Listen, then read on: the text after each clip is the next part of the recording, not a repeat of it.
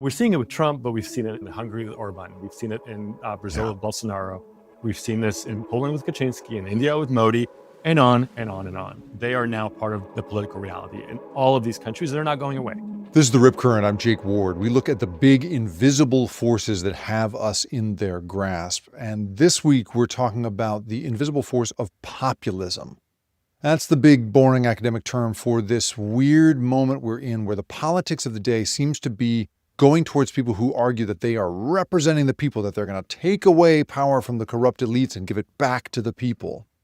Well, back in 2018, I met a guy who was looking at that in a much bigger way than the rest of us. While the rest of us were reeling about Trump and trying to explain his rise to ourselves, he was looking beyond Trump to the rest of the world and saying, you know what, this is actually happening everywhere. And this isn't just individual little pockets of things. This is a wave of populism coming at us.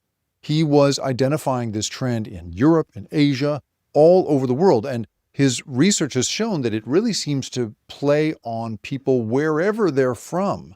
In almost any culture, this kind of rhetoric can work when there are specific sorts of circumstances in play. The guy I'm talking about here is Bart Bonikowski. He's a professor of politics and sociology at NYU. I did a fellowship with him, is how I got to know him. And he is, I think, a fascinating person to talk to about the weird moment we are in politically and why it's not just Trump. It is a bigger thing going on in the world. It's gone on throughout history, and there might even be a way out of it. We get to that at the very end of this. But I hope you enjoyed this conversation with Bart because he gives us, I think, a sense of really why this is happening. And that diagnosis hopefully can lead us to some sort of solution.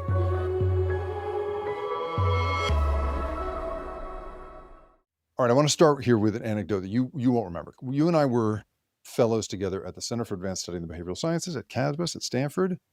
First fellowship for me. You were much more comfortable, I think, in that environment than I was. But we had to give a presentation of our work. And I remember in your presentation, you were giving, this is 2018 to 2019 academic year. So Trump's in office, and you gave this presentation on sort of the rise of populism broadly. But I remember afterwards saying to you, man, that hair slide was amazing. I don't know if you remember this at all. And you were like, what hair slide? And we went back and looked together, and there was a slide where it was Trump, Boris Johnson, what's his name from Hungary? Like all these Orban. guys Orban, who all had this weird peroxide hair flip, or whatever. Like they just all had this sort of funny fake blonde hair. And it was a really interesting thing because it jived with a thing that you said in the course of that presentation, which is that it all looks like a sort of conspiracy.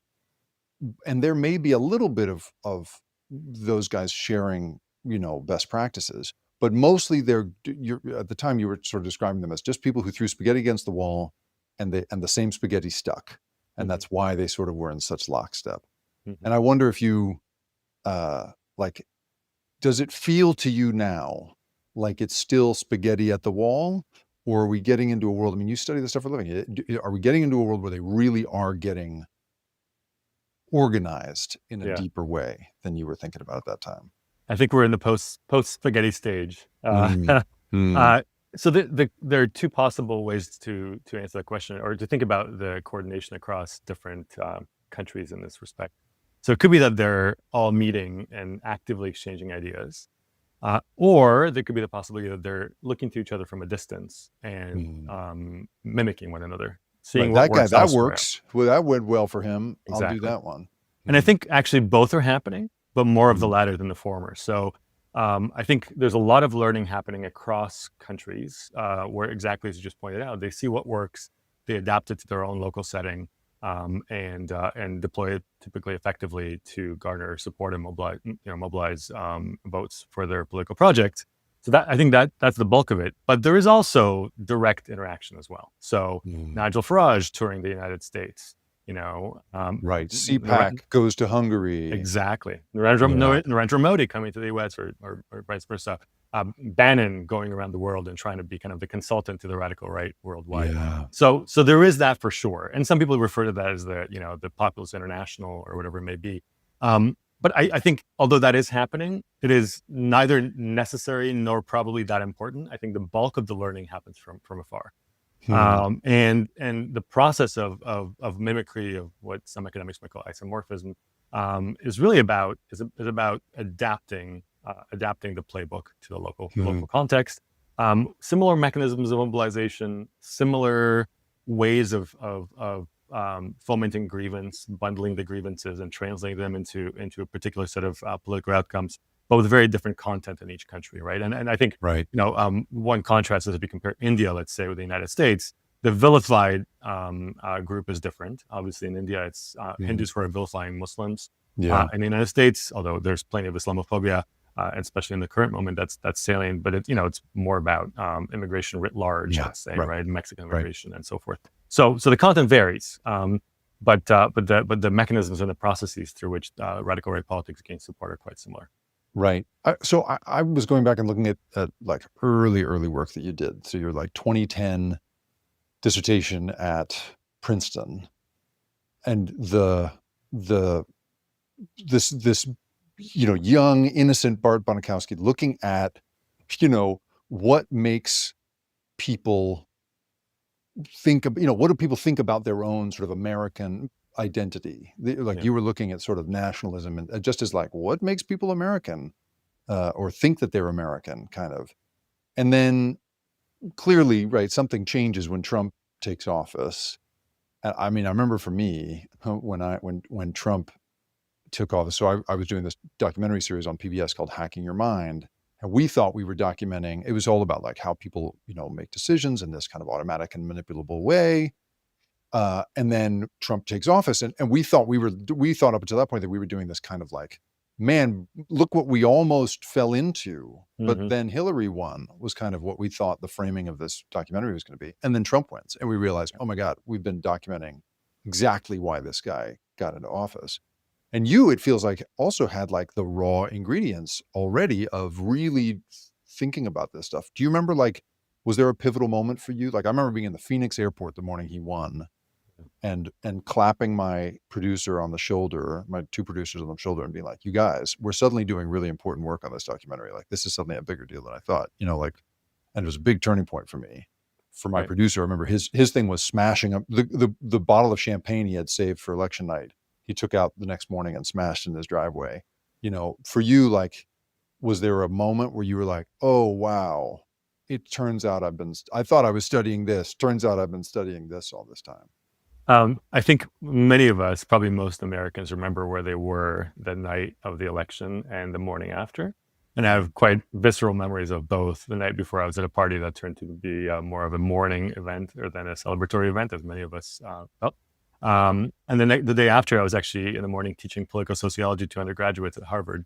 Wow. And students from all walks of life, but many of them already that morning felt a dramatic change in their lives. Mm. Many tears. It was a very hard class to teach. I quickly abandoned the curriculum and just focused on talking to the students and actually more listening to the students. They had a lot of things to Wow. say.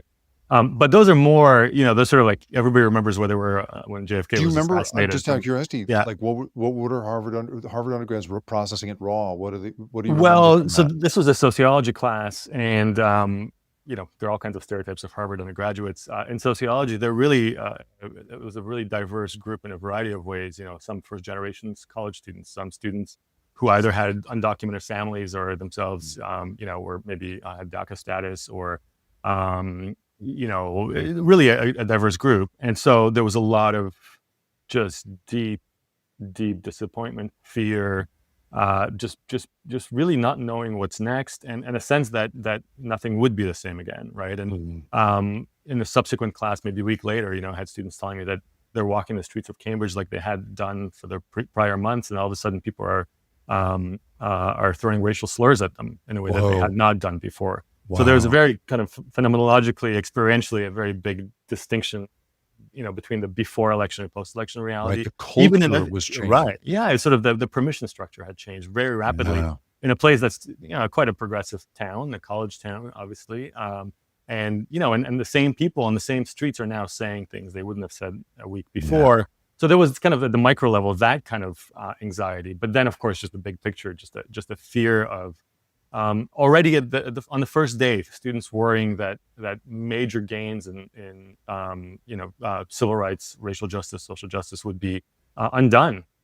And Right. from the perspective of today, going back to that moment, their fears were quite well founded. Yeah, sure. Were there, and I think probably in a much worse place they could have even imagined. Yeah. And we can come back to this topic, but the fact that it happened in fits and starts, one term in office, then leaving office, returning to office with a vengeance, is actually a pattern that has played out in numerous places, not just in the United States.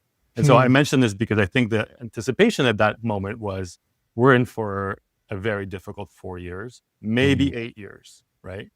But Right. actually, the reality is we were in for a difficult 4 years with a brief breather in between, Kinda. followed by right, yeah, Right. maybe, Right. followed by what could be another 4 or many, many more years of serious crisis of democracy. And so I think at that moment, people knew things would be bad. They didn't know what would how quickly things would happen or how long they would last. And I think Yeah. nobody anticipated that it would unfold in this particular way. But I think now in hindsight, and also with the benefit of having studied other cases, other countries, this is actually a frequent pattern that the radical right comes into power, gets kicked out, comes back with a vengeance, having already laid the groundwork for even greater Wow. damage. That's But really interesting. How but do we you asked about. Sorry, we can go in whichever direction Yeah, you no, want. I wanna ask many things. Well, let's tie off this thing. If Bart Yeah, Bonikowski had continued down the same academic path he'd been on right, and Hillary had won, right. like, do you remember, like, what you thought you were gonna go on to do at that time? Like, you were gonna be sort of like this kind of, I don't know, like, what were you gonna do in a Clinton history It's a great timeline? question. So I will say I would have probably done something similar because the U.S. wasn't the only case of radical right politics Oh, right. emerging at the time. And so the same year we had Brexit, we had, the Yeah, rise right. of Front National in France, et cetera, Orban and so forth, Kaczynski in Poland. And so my dissertation that you referenced was really looking at heterogeneity, diversity of understandings of the nation across countries. So the Mm, idea was, it turns out that what America means to Americans is not a single unified, set of concepts, ideas, beliefs. There are actually many Americas that are mm, imagined within the country, and there are deep cleavages within the population in terms of how people understand their country. And hmm. that the dissertation showed Are the cleavages deeper than they tend to be in other countries? Like, is our sense no. of So that ourselves was the bigger? punchline from the dissertation, that actually Hmm. you see the same kinds of cleavage structures in all contemporary democracies. Oh, So wow. this is why, and Huh. of course, I didn't anticipate where this was going to go politically, but from biographically, from my prior research, I kind of gained this understanding, had this hunch that actually nationalism is deeply divided within countries, pretty much across the world. Hmm. I grew up in Poland initially, then spent a good 12 years in Canada, then moved to the United States, and in all places I lived, I saw some variant of this, of Hmm. deep disagreements about what the nation means to me, what history of the nation I think is meaningful and important and real for that matter, Right. and therefore where the nation ought to go. What I didn't know at the time, this was again 2011, is when I got my PhD. I didn't know at the time that this would become so politically weaponized so quickly, but I had a Hmm. sense that these differences in understandings of the nation were important. I didn't know exactly how yet. It was sort of, I had inklings, but as we started getting into 2015, 2016, I started realizing that, wow, these Trumpism, radical right movements in the countries really represented one of those variants of national self-understanding, a particularly ethnocentric one, a particularly nativist one, racist one, one that was really about drawing very sharp boundaries around who gets to belong, who doesn't, Yeah. combined with a sense of a nostalgia for a lost nation, where people like us, fill in the blanks, Right. were in at the center of the nation. And Where so I America saw was that once in great and no longer. that's right. That's right. Right. Because it used to be ours, meaning Yeah. belonging to white, Christian, mostly male Americans, and things have changed radically. And so that same kind of disposition I saw in all the cases I studied. And, my dissertation, I think I looked at 30 countries or something. I was using Mm. survey data. And I saw very similar configurations of nationalist beliefs in very different places. Hmm. And so, I saw it in Poland, and then, radical right politics took over there in a profound way. I saw it in Hungarian data, same thing. Hmm. I saw it in Canada, actually, where this hasn't come to pass, but just by some sheer luck, actually, we Hmm. can talk about that. So the point is that the kind of the ground was fertile for this kind of politics in a wide range of countries. And fast forward a few years, we now see radical right politics pretty much everywhere. There are very Yeah. few negative cases. There used Right. to be, PhD students writing dissertations about, why Sweden won't have a radical right party. Mm, A few years later, Sweden has a radical right party. And right. the number of countries that have a mainstreamed radical right is just growing by the day. And at this point, is basically nearly every democracy. So that's my work took a turn in the sense that I then started seeing how these nationalist cleavages were being weaponized, how nationalism was combined with populist rhetoric and with authoritarian governance strategies to Yeah. essentially challenge the status quo of liberal democracy in very Mm. different countries. And I mean, what you thought maybe was at the time, like, or maybe your, you know, thesis advisors would have said at the time, was like a bunch of different little tide pools that you were comparing, turned out to be one big fucking tide. Basically. Like, And, I mean, and I think this topic seemed kind of esoteric and cute to people. Like, nationalism, how interesting. Why should we care? And I'm not sure that I really understood why we should care aside from some sort of a hunch. But I think, yeah, eventually when you realize, wow, we're now, elections are being decided on which America you believe is the real America or a real France in France or a real Poland in Poland or whatever. And where every election feels existential to both sides increasingly. yeah. It turns out that this stuff is actually incredibly important, more important than I had anticipated at the So time. do you think that the commonality here, I mean, you said it's fertile ground. Is the ground, what is the ground? Like, is it psychological? I mean, like you teach sociology. Is it sociological? Like, is it something about human circuitry that people are Mhm. learning to play on here? Or like, what do you think, what is the commonality we're seeing here? I think what we're seeing is a commonality of belief systems. Hmm. And I guess the idea is that in every democracy, there's sort of more open, inclusive, progressive trends and tendencies and more inward-looking, exclusionary ones. I think that's the case in most countries. So these are belief systems, but they're also public narratives, right? They're also ideologies that politicians use to mobilize support. So it's both attitudes, kind of bottom-up level, and it is discursive frames or narratives from the top down. And really, what's happening is in specific historical moments, those beliefs and those rhetorical frames resonate in ways that they Yeah. hadn't before. So I think that the kind of structural sociological part of this, the real question is, why are these pre-existing belief structures, belief systems, and to some degree pre-existing discursive frames that elites use in politics, why are they all of a sudden resonating now in this historical moment, but Hmm. not in the 90s, not in the 80s, right? There's Hmm. certainly attempts, Pat Buchanan and others, right, in the 90s to leverage similar kinds of rhetoric that worked, but didn't work to nearly the same extent as they have in more recent years. And Yeah. it's not like there was a shortage of racism, anti-immigrant sentiment, et cetera, in the population at the time. So it's something about the newfound resonance between the pre-existing beliefs and pre-existing frames. Bart, I'm going to say it might rhyme with Shark Muckerberg. That's going to be mine. When we come back, we're going to talk about social media and the way this goes. And we're also going to have Bart go 101 on you so that we all understand the difference between populism, nationalism, and authoritarianism. We'll be right back.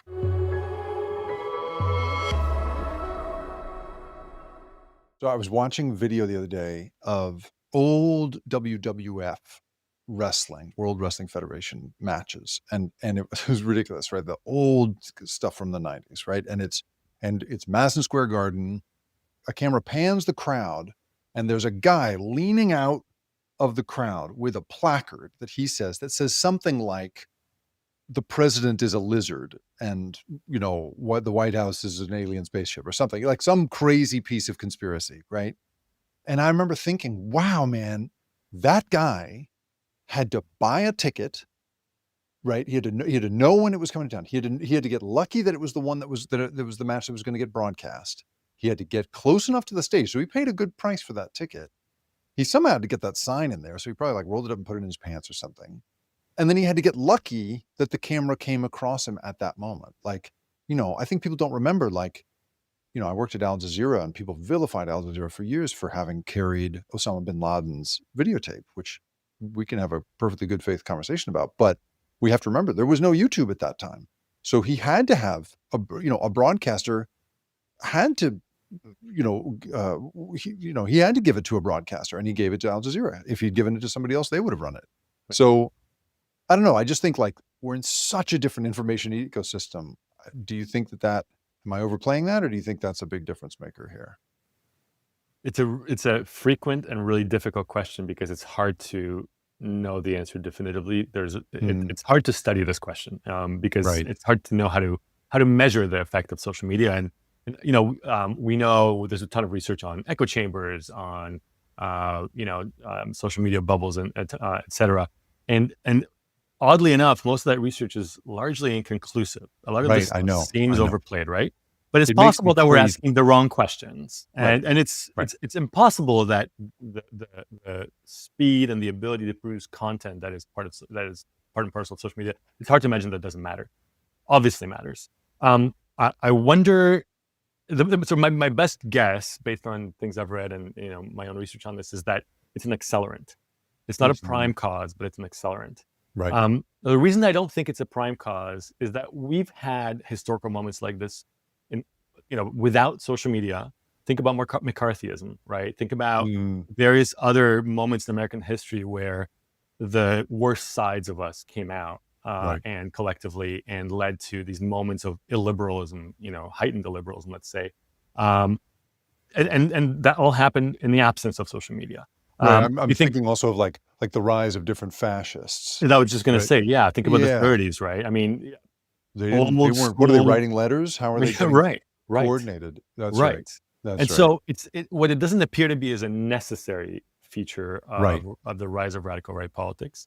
But it's certainly an important ingredient. Another example before I say more about this is Richard Hofstadter had this book, the Paranoid Style in American Politics, written in the 60s. Talking about the exact same things we're talking about, the belief in conspiracy theories, the fact that a good fraction of Americans are willing to believe all kinds of things about conspiracies in the government, about that many elites are part of. The stuff that we're hearing these days from QAnon is just a different form of things that we've heard for a long time in American history. So the way I think of it is that there are other structural reasons why the current moment is one in which illiberal democracy, or maybe even illiberal authoritarianism, is spreading rapidly. But I think social media is an important catalyst accelerant. I think the more foundational reasons are probably just rapid social, cultural, economic change that is creating all kinds of inchoate anxieties and frustrations in the population, and particularly among groups that tended to think of themselves as really at the core of the nation. In the United States, white Christian men, it's not like these people are necessarily all privileged. That's not the point in a sort of material sense, but privilege in terms of status for sure. All of a sudden the world for them changing rapidly, all of a sudden the world becoming more diverse, that all of a sudden rights regimes are expanding, intergenerational economic mobility slowing down, immigration is increasing. And I could argue, right, that while it's not as if they don't have privilege, they don't have the same economic opportunities that they did in the post-war, manufacturing boom, or, when Eisenhower limited the price of a new home to $250,000 modern dollars, right? Like these were folks, they did have, so it's funny, I got to go to Portugal for a very brief trip for the very first time, and I got to go into this crazy museum there that I'd never heard about, called Aljube, that is a political prison for people under the Salazar regime that's been converted into this museum. Totally amazing. And I was such a naif, I didn't know anything about fascism in Portugal. I thought it was all red wine and fun. I knew nothing about Portuguese history. And one of the things that the people there were sort of explaining was that there was this liberal monarchy, basically, this sort of liberal elites kind of realm that had been in charge, and then suddenly devastating economic disaster, Right. for which those liberal elites had no answer. Mm-hmm. And then along comes fascist economics minister Salazar, selling a whole thing about how important it is to be Portuguese, and in Portugal here are the fundamentals of being Portuguese, and women should be in the home, and da da da. and boom, he just, Yeah, is like a firework. of And I course. was like, man, I recognize that. Like, Right. yeah, that sounds familiar to me. Right. That's And right. it's similar with Hitler, right? Post World War One, Yeah. crisis in Germany, economic crisis as well, crisis of governance, and so I think it's not reducible to economic factors in the sense that actually you see radical right politics spring up in places where there is no economic crisis, but there I Mm, think that what I would argue is that it's a multi-causal story. There are sure. all kinds of rapid changes that lead to a sense of displacement anxiety, et cetera, among people who used to be in maybe a privileged position to some S- degree. And So those, is change the common I thread think here? Is so. that it is? An I allergic think so. reaction to change? Yeah, to rapid shocks to the system, or sometimes Mm, more aggressive changes that kind of reach a certain apex. And so mm, they can be economic. It can be deindustrialization. It could be economic crises. We've certainly seen a fair share of those. It can be rapid increases in immigration and refugee yeah. flows. It can be perceived changes in popular culture, who gets to be at the core of of how we imagine ourselves and how that changes over time. It can be an increase in social movements of all sorts, and I think often it's also the confluence of multiple of these changes all at once. And so in the United States, you have growing inequality, you've got wage stagnation at the bottom, you've got Yeah. slowing intergenerational mobility economically, but you also have kind of an expansion of progressive rights regimes, the expansion of rights for people of color, for LGBTQ people, et cetera. At the same time, you've got ongoing immigration, which is an important part of the American fabric. But all of these things together create a sense of threat, potentially, Yeah. Right. especially to populations that, again, used to see themselves at the core of the nation. But I think for most part, that sense of threat is sort of, it's inchoate. It's not articulated clearly. It's sort of, things are changing. I'm not loving it. Mm, My community is maybe suffering. I don't know what to do about it. What happens then is opportunistic politicians come in and bundle those fears together and say, you know what, you should be anxious, you should mm, be mm, afraid. Actually, all these things are a problem, and they're all the problem because of two factors: corrupt elites who don't care mm, about you and don't represent you, mm, and the immigrants and minorities that they're in cahoots with. And mm. so if you want to get Those are the talking points. yeah, those are the talking points. And if you want your Mm, country back, elect me. I'll mm. I'll bring you back to the way things were. Now, this may take some extraordinary measures. A little bit of authoritarianism might have to happen, but it's all for a good cause, right? Yeah. That's Right. sort of the rhetoric. And then what happens is that these kind of inchoate anxieties and fears get sort of crystallized into a deep sense of grievance. Mm, And in my work, I argue that actually activates these nationalist beliefs that were pre-existing but had been mm, largely latent. So all of a mm. sudden, people are voting on their nationalist beliefs, not on other considerations. And just one example of this in the United States, why would it be the case that, let's say, in the 70s, 80s, fewer people who might hold exclusionary nationalist beliefs are not voting on them? Well, A, things are not going as poorly for them as they are maybe recently. But B, a lot of them are union members. And so they have let's say, Mm. a strong labor identity that gives them a sense of worth. I may hold all kinds of objectionable beliefs, but at the end of the day, I'm a working person. I'm a union Right. member, and Right. that matters to me most. And that's what I'm going to go to the voting booth with as my primary identity. Unions get decimated in the 80s. Labor identity erodes as a sort of meaningful point of reference.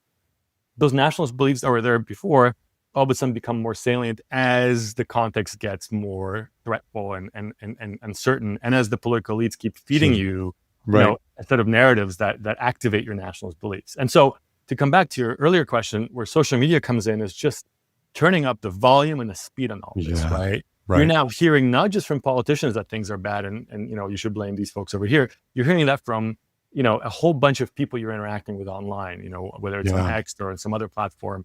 You don't have to, and there isn't as much of a kind of nightly news anchoring everyone's reality in the same Right. place, We're not right? operating from a shared base of That's information. right. Yeah. That's right. That's So I right. think that in the absence of social media, it's likely that what we're seeing would have still been unfolding, but maybe more slowly, maybe more in fits and starts, where it was, I think, with the accelerant of social media and the kind of epistemological unmooredness, right? That Mm. nobody knows what to believe. And AI doesn't Right. help, by the Can't trust way, anything. Yeah. And right? AI is not helping. That's right. Yeah. So all of a Right. sudden, we all are sort of coming at politics from very different places, cognitively, in terms of our identities and beliefs. I remember once upon a time I had this like totally naive belief that because I came up in the internet of the 90s, that my kids would sort of be would have this very like granular, obscure taste in like Kurdish techno, right? Or like whatever the fuck, just like weird stuff from the very edges of the internet, because that was sort of the internet of my young adult life was you get to sort of like cultivate these tastes in really specific stuff. And it's so interesting that I not like I'm just thinking of like the analogy to politics is so interesting here, because like once upon a time you would have expected that people who had endless access to endless information online would wind up with these really sort of diverse in each person, diverse Yeah. political tastes. Like, I'm really into guns, but I also believe people should have the right to have an abortion if they want to. And Right. I'm, fine with trans people and blah, blah, blah. And instead, in the same way that my kids are listening to the same stuff as everybody does, and I go to Portugal or anywhere else in the world, and teenagers are wearing exactly the same stuff as they do here because TikTok moves it so fast. I also, you tell me, but like, is it? I remember reading somewhere that people are far more like homogenous Yes. across issues. If you're a Republican, you can pretty much predict what they're going to be feeling about all these different issues, and if you're a Democrat, you can predict that. Is that true? Like, people are Yeah. they don't have individual tastes anymore politically. That's right. It's we're basically in a world of pretty drastic polarization where your issue beliefs line up with your partisan identity, but so do your cultural tastes, right? It's what Ugh. sociologist Daniel Del Posta calls this the oil spill model of polarization, where essentially everything Hmm. starts spilling into these two buckets. And whether you're a latte drinking liberal or a truck driving Republican, right? Like, these are all of a sudden these markers of cultural taste become aligned with your issue positions, become aligned with your partisan identity, with less and less cross-cutting preferences, beliefs, and identities. So that God, that makes compromise sucks. really difficult. It does. It is, and it's really unfortunate. Um, I've shown in my past work actually that this is actually that nationalists has followed the same trend, and Hmm. um, in the 90s even, not that long ago, you couldn't really predict somebody's partisan identity based on what they thought America meant, actually. And vice versa, Hmm. you couldn't predict what they thought America meant based on our partisan identity. By the early 2000s, these things are totally aligned. Or not totally, Whoa. but increasingly aligned, so that um, partisanship and nationalist beliefs start aligning. That is, nationalism gets sorted by party. And this is actually Wow. one of the big factors, in my view, in explaining what's happening in terms of Trump support, is that Republicans have become predominantly what I call restrictive nationalists or ardent nationalists, essentially exclusionary and populist. Hmm. Democrats have shifted in the other direction. But among Republicans, basically, this suggests to me, this really started in the early 2000s and has been ramping up ever since. But it suggests to me that actually the demand for a Trump-like figure had been there way before Trump came on the scene, which is why Hmm. we saw Sarah Palin try, partly succeed, ultimately fail.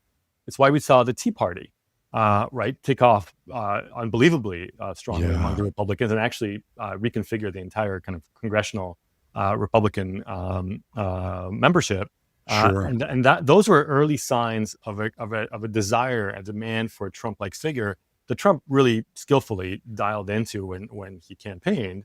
Again, not by some grand strategy, but kind of throwing the spaghetti against the wall, seeing what stuck, and then sticking to that. And so, the fact that not just whether you drink a latte or not, whether you drive a Tesla, although that's interesting to change or not, but also what you think America means is now profoundly indicative of which party you vote for. Hmm. Hmm. That's so interesting. Do, does the do you find yourself? I mean, well, I have so many questions. So let's break down our terms for a second here, because I want to, before we go further in talking about nationalism, populism, and the rest of it, explain that to me. Because before I met you at Casbus, I thought those terms were kind of interchangeable. Like, I didn't really understand the distinction between those. So let's define our terms a little bit. Tell me about nationalism, which you studied early on, and then populism as we're seeing it now, and then, of course, authoritarianism. Sure. Nationalism means many things to many people, so I'll just tell you my take on it. It's kind of what I've been articulating through our conversation, and that is the way I think about nationalism is these are ideas, beliefs that people hold about what the nation means to them. and which are composed of all kinds of different dimensions. So, who gets to be a legitimate member of the nation? What's the relationship between a state and the nation? Should we be proud of the state? Should we be fearful of the state? It's also about, the place of the nation in the global community. Are we the greatest nation on earth? Is American projection of power about kind of being the policeman of the world or a humanitarian force? All of these kind of global comparisons of the nation. So all of these things. So when somebody, just so organized, so when somebody throws a modifier on the front of that in naming somebody or a group, Christian nationalist, white nationalist, generally speaking, should we understand that to mean that person's sense of nationalism is based in being white, based in being Christian? Correct. Yeah. Okay. So all these modifiers are really about pinning down which kind of nationalism are we talking about, which kind of belief system about the nation this person might hold, or their community might hold, or the politicians that they support might hold. And so, Christian nationalism is really about prioritizing Christian beliefs in as a criterion of legitimate belonging. White nationalism about whiteness. But then there's all these other dimensions to this, which is, is are America's best times behind it in history? Should we reclaim those, or are we sort of moving forward to a better, brighter future? That's also about, where the nation sits in time. Is America the greatest nation in the world, or are we just, we're just a good nation like many others, right? Or the very notion of actually adding normative claims to kind of nationhood. So all of these things are different components of these kind of cultural models we hold of our own country. Many people hold multiple models, right? You can be American, you can be also of another ancestry, another national identity, and you hold these kind of different configurations of beliefs about America and another nation concurrently. And so when I think about nationalism, it's really about understanding how these configurations of beliefs about the nation vary within countries, and when do they become politically activated. And so I've alluded to these kind of different types of nationalism, and some of them are more prominent among Republicans, some among Democrats, and increasingly our elections are about which type of nationalism shall reign supreme, right? Which America should our country represent, and which America should we be striving for in the future? That's the nationalism part. And again, these are beliefs held among the population, but also these are narratives articulated by politicians, by the media, in trying to appeal to the public. Right. Okay. So that's nationalism. That's nationalism. Populism. Populism is often used as a catch-all for this entire kind of family of political parties. Radical right becomes equated with populism, but actually, populism is not an inherently right-wing phenomenon. It actually emerged out of the left in the late 19th century in the United States, but you see it on the left and the right all over the world. What really is at the heart of populism is kind of a moral dichotomy between some sort of a vilified elite that is corrupt, that has lost its way, that does not represent us, the people. So the other half of that dichotomy are the people. And the idea is that the people are inherently good, the elites are inherently and irrevocably corrupt. And the only way to restore balance to our polity is to kick out the elites and replace them with the people's direct representatives, right? So the idea is that people should regain power and kick out the corrupt elites. And again, this can exist on the left and the right, and part of the way that works is depends which is the vilified elite. So on the left, the vilified elites tend to be, big business, Wall Street fat cats, corporate elites. On the right, the vilification is typically targeting bureaucrats, elected politicians, academics, intellectuals, union leaders, art, etc. Right? Yeah, of course. Right. And so, but you can imagine having a similar argument. In some ways, Bernie Sanders represents kind of a populist left in the United States. It's a pretty mild populist left by global standards, but within the U.S. context, it seems quite radical. The idea that there's a lot of inequality in the United States, and those who are at the top economically are the ones who are feeding off of everyone else. What a bomb chucker! That's crazy. Right. And I think in most European countries that would just be called social democracy. Yeah, it would be called waking up and reading the paper. Yeah, that's right. And there are actual left populists in Europe, for instance, who are much more radical than Sanders, of course. But anyway, the point is that you can have this kind of discursive formation of kind of anti-elite, pro-people moral binary, this kind of dichotomy, either left or the right. But in radical right politics, it is often fused together with an ethno-nationalism, with an exclusionary nationalism. So it's about restoring the nation's greatness because the elites have abandoned the nation. And part of the restoring of the nation's greatness, it's returning it to its legitimate owners, Yeah, so to right, speak, right? Its right. legitimate citizens who are not immigrants, who are not minorities, and so forth. So that's where populism and nationalism come together. The third concept I think you were alluding to is authoritarianism, which is really, it's a slightly different thing. It's really a mode of governance that undermines liberal democratic norms and institutions. Hmm. So everything from disregarding court orders, using the military to squash protest, Right, right. undermining universities as potential loci of resistance and Yeah, so and forth. Right? showing no embarrassment about it, right? It's like No embarrassment. it's not a bug, it's a feature. It's a It thing is to a be feature. excited about. That's Yeah, right. Because it's yeah, sticking it to the man, right? So this is where it comes right. together with populism and nationalism, right? The elites are in charge. Authoritarianism gives us a set of tools for resisting the hegemony of the elites, right? And the elites, where are they? They're in universities, they're in Yeah. Washington, they're in the media, right? All of the above. They're in the courts quite often as well. And so, how do you get rid of them? Well, it's really difficult because they have all kinds of protections, right? But if you use authoritarian tools, you don't care Mhm. about those protections. You don't care about the law. You don't care about using state power in your own advantage.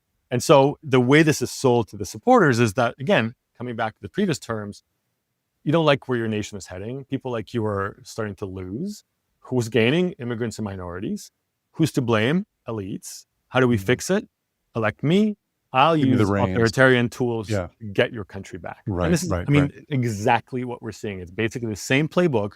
And we're seeing it with Trump, but we've seen it, as you pointed out earlier, we've seen it in Hungary with Orban. We've seen it in Brazil Yeah, with Bolsonaro. We've seen this in Poland with Kaczynski, in India with Modi, and on and on and on. yeah. And so the playbook is well understood, diffused across the world, and even the mobilization strategies are quite similar as we talked about earlier. When we come back, we're going to take a tour of the world that Bart is describing and understand a little bit more about what these commonalities are and what's happening in countries other than the US. Stay with us.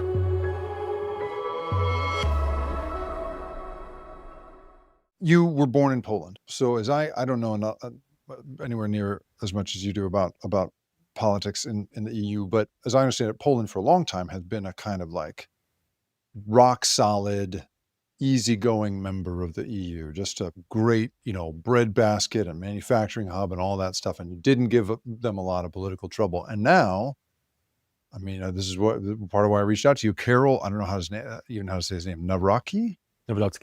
Nawrocki has now won, and he's the classic. He's a nationalist historian, podcaster kind of guy, boxer, give me the reins kind of person. I mean, it's amazing to me. For you, is there any personal resonance here for you? I mean, being born in Poland, does this shock you? Does it jive for you? How do you Yeah, react it to it? certainly resonates, and it's deeply worrisome for all the reasons you just mentioned. Poland, obviously, very difficult, long history, a complicated place, but it had this moment of liberation in 1990, post-communist period, and then really a coming to Europe in Mm. the early 2000s, where it became an integral member of the European Union, and not only that, but a very successful one. Yeah. During the Eurozone crisis, Poland did just fine. It was one of the few This countries. is the thing, right? This This is right? not a place in crisis, in No, economic crisis. no, Right. no. But nonetheless, the similar ingredients as the ones we've talked about in the United States were present there, Mm. um, with some differences, right? So one of the differences is sort of a post-communist disappointment with a Mm. neoliberal reality, right? Mm. So the idea was, hey, we're liberated from communism. Everyone's going to succeed now. But what they actually got is US-style neoliberalism.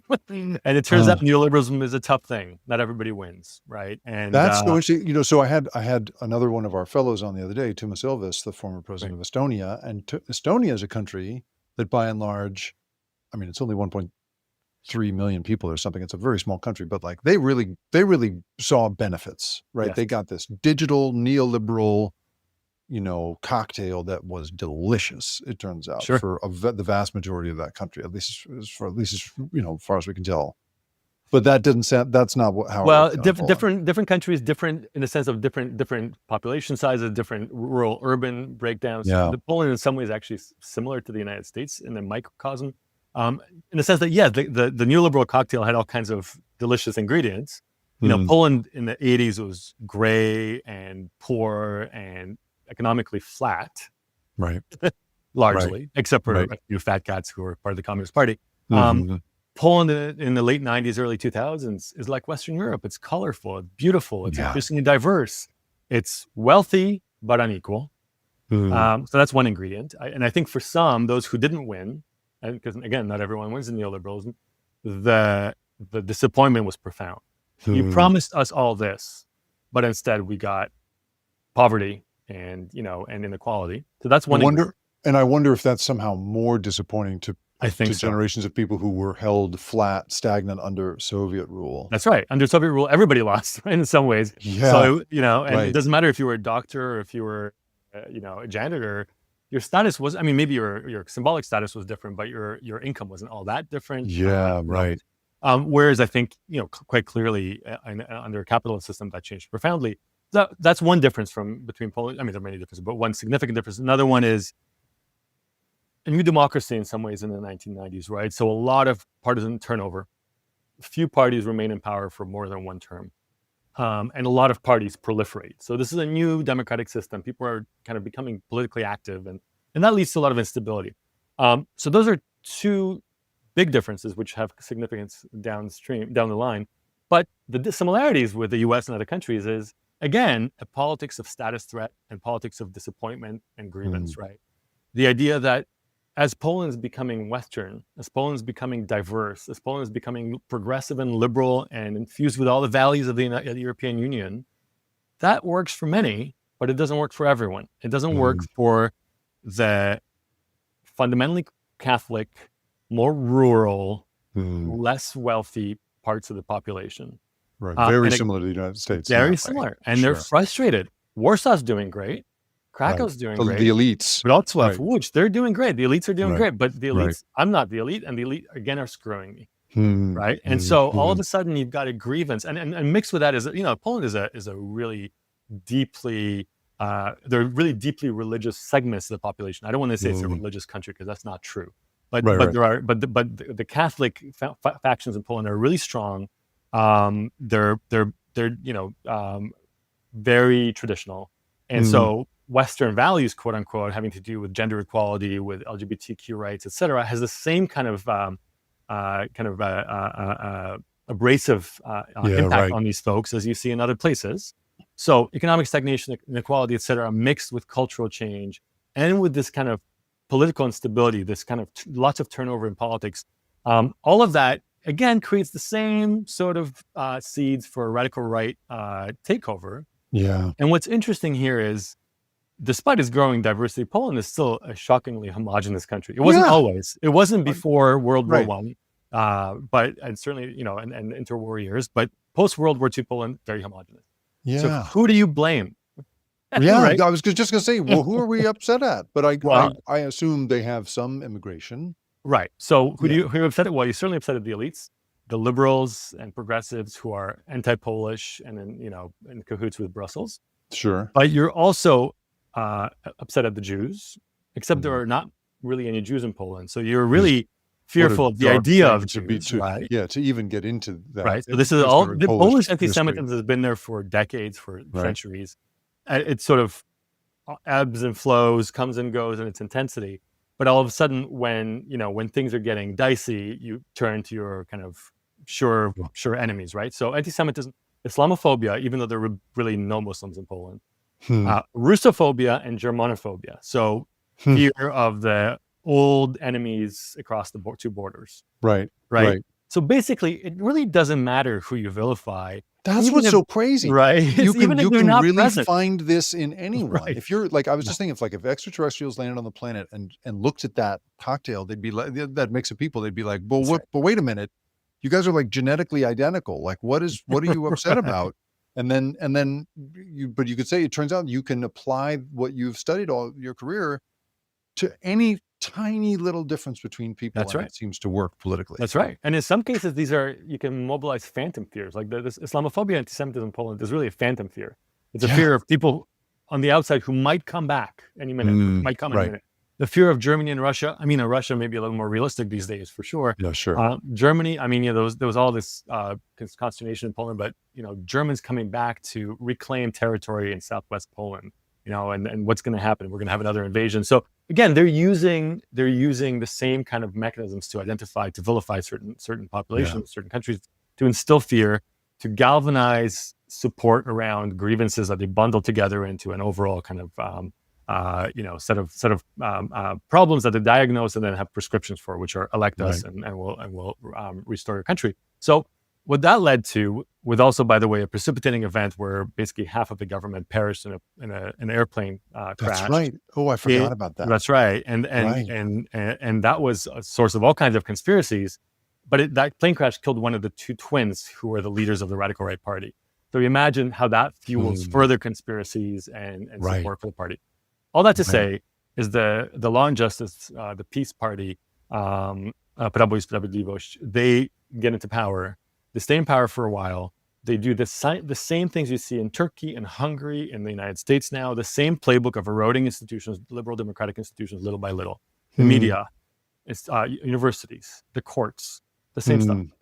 Sowing doubt in all of these institutions. Sowing doubt, but fundamentally undermining their legitimacy and their autonomy, which is what we're seeing in the United States.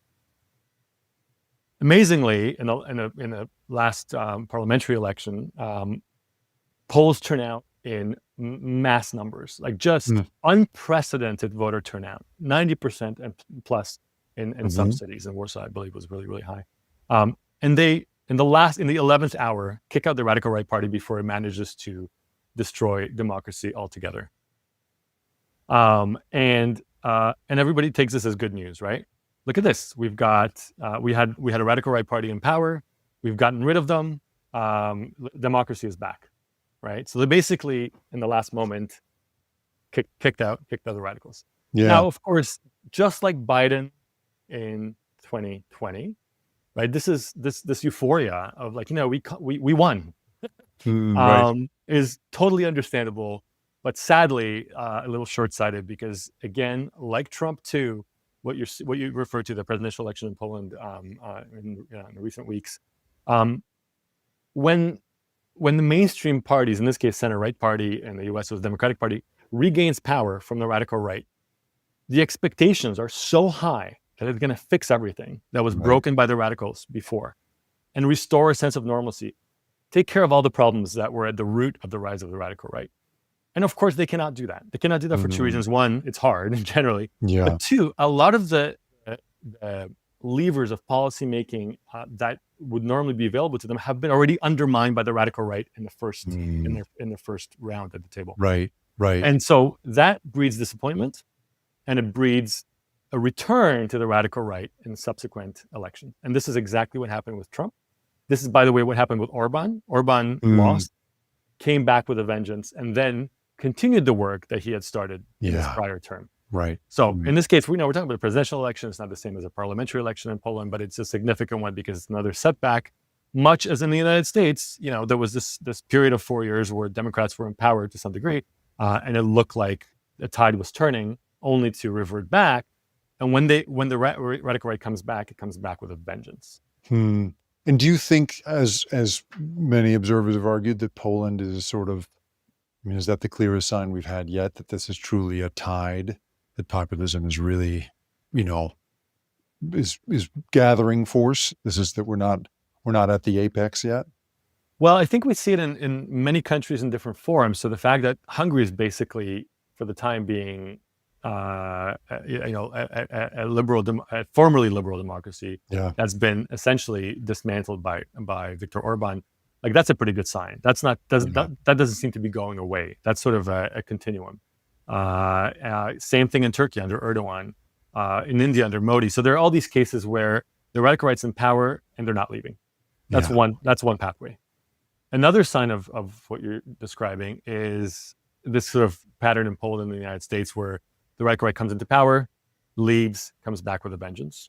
Yeah. But then there's the other pattern, which is typical in Western Europe, is that they're always there. They're mainstream. They're part of the electoral system. Right. And they don't necessarily win power because of the way that political institutions are set up in Western Europe, but they're always They're a part of the threat. parliament. And they're Yeah. part of ruling coalitions quite often, Mhm, right? mhm. And they almost squeak in every time. Eventually, they probably will have a parliamentary majority at some point. I imagine.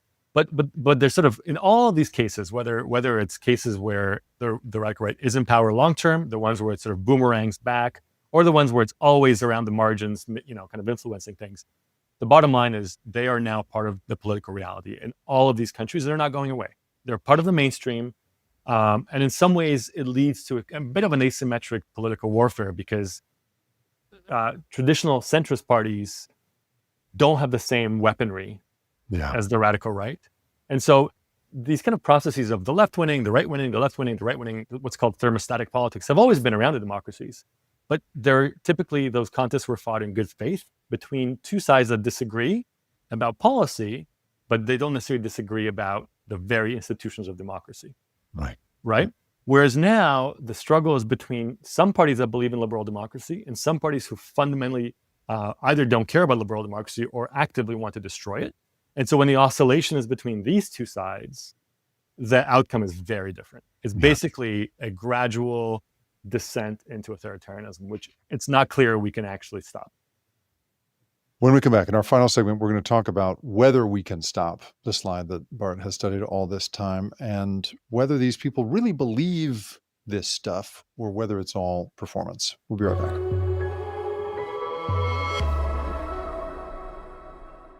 Let's talk about some possible solutions here. You did research in 2022. You put out a paper called "Measuring Populism, Nationalism, and Authoritarianism in U.S. Presidential Campaigns," and it makes me want to ask this question about, I've been thinking about, Trump will die at some point because all humans do, and I'm not even fully convinced he's going to last the term. This is a deeply unhealthy guy based on everything that everyone has said about how he conducts his life. So I found myself thinking I don't see anybody in the wings that seems to have the kind of psychotic hold on on his base the way Trump has. Like all these people around him seem like, small potatoes compared to whatever he's serving. I think because he's just such a sort of narcissistic figure. He's a very specific psychological person, it seems to me. So I have a couple questions for you. First of all, do you think once he goes away, does this go away this moment that we're in, or do you see anybody in the wings that could actually step into this same role? And then the second thing is you've studied this paper that I mentioned, which is you used neural language modeling to track these sort of ideological trends. Have you seen in past episodes in American history places where rhetoric and ideology was effective in pushing back against what Trump has been selling? So let's start with this thing first about Trump. Yeah. When he goes away, does this go away, or do you see people that can step in and play the same kind of role? Yeah.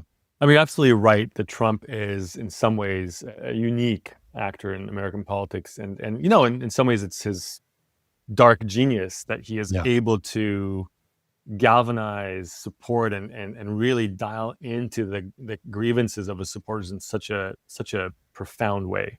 And it's obviously deeply problematic and odious, but it is amazing also at just how good he is at what he does. And I think, most people on the left fundamentally underestimated him from the get-go. I remember I did too, at the Washington Correspondents' Dinner when Obama was insulting him, everybody was laughing and nobody thought for a second that this guy, that's a moment probably where he's like, you know what, I'm going to have my revenge. And he succeeded. So there is something about him that is sort of sui generis. So yes, I don't know who else in the Republican Party is ready to step in his absence and who would be able to fulfill the same role. I don't see it, right? I look at Vance, who clearly will say anything. to Sure. get in front of a microphone. And people, Right. I think, sense that That's politically on right. some level. He just That's right. doesn't inhabit that character very well. You know, I look at the Josh Hawleys and those guys, and they just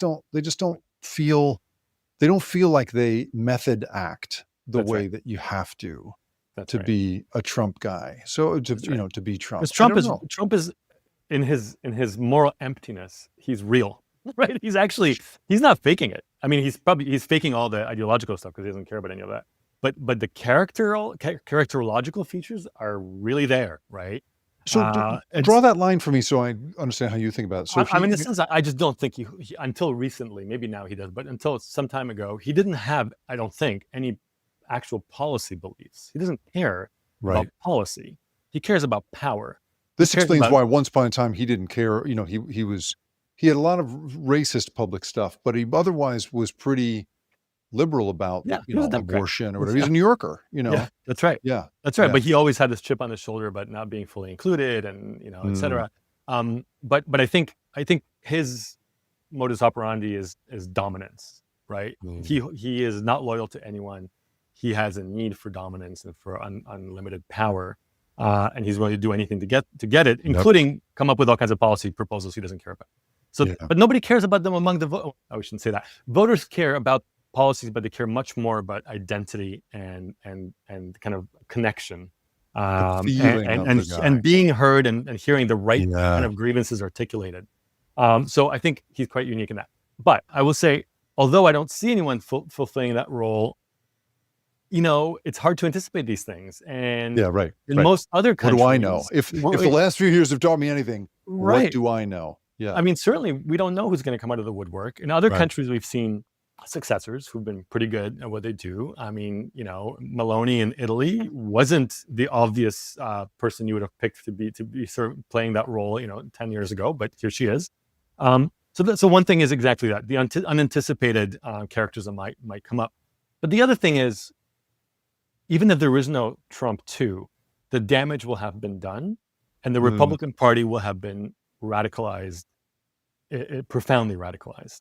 Mm. So if Trump goes away, the Republican Party has now handed an institutional configuration, a system that they can use to their advantage for the same Right. ends as Trump uses them. And so, Right. If anything, somebody will come along who recognizes that the choreography works, knows how to plant a seed in that ground. sure. I mean, essentially, I think about like who's this far right guy in Romania who came out of nowhere? Yeah. He's like some random agronomist, And right? there are going to be others like that. Yeah, right. But also, it's right. not even about individuals, because I think you need an individual, a charismatic individual, to capture the party in the first place, like Trump did.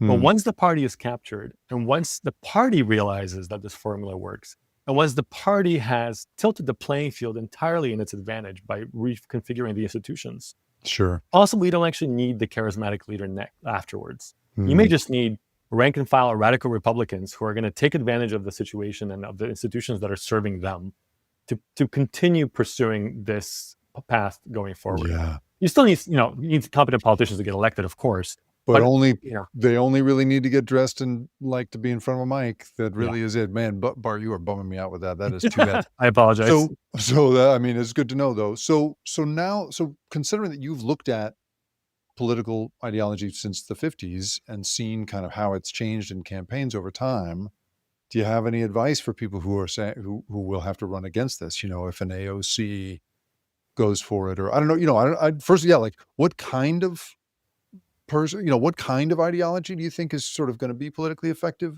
against this in the future? And what kind of things do you think they should say?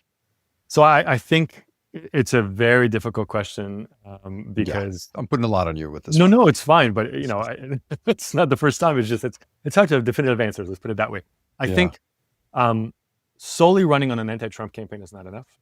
I think you need to have a forward-looking vision that gives all voters, and a good chunk of Trump voters, a sense of worth and a sense of hope for themselves and their families. So kind of a economic populist framework, maybe like Sanders-like, AOC-like approach.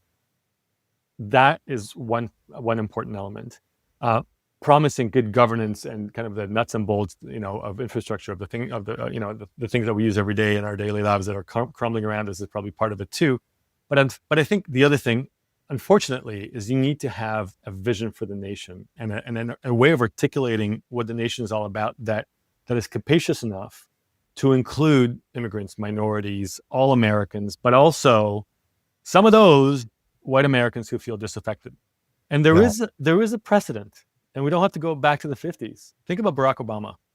He Hmm. was in some ways a unique position to be able to really key into support from Black voters, from Latino voters, et cetera. But he was also able to persuade white voters by having Hmm. kind of a broad sense of what America is.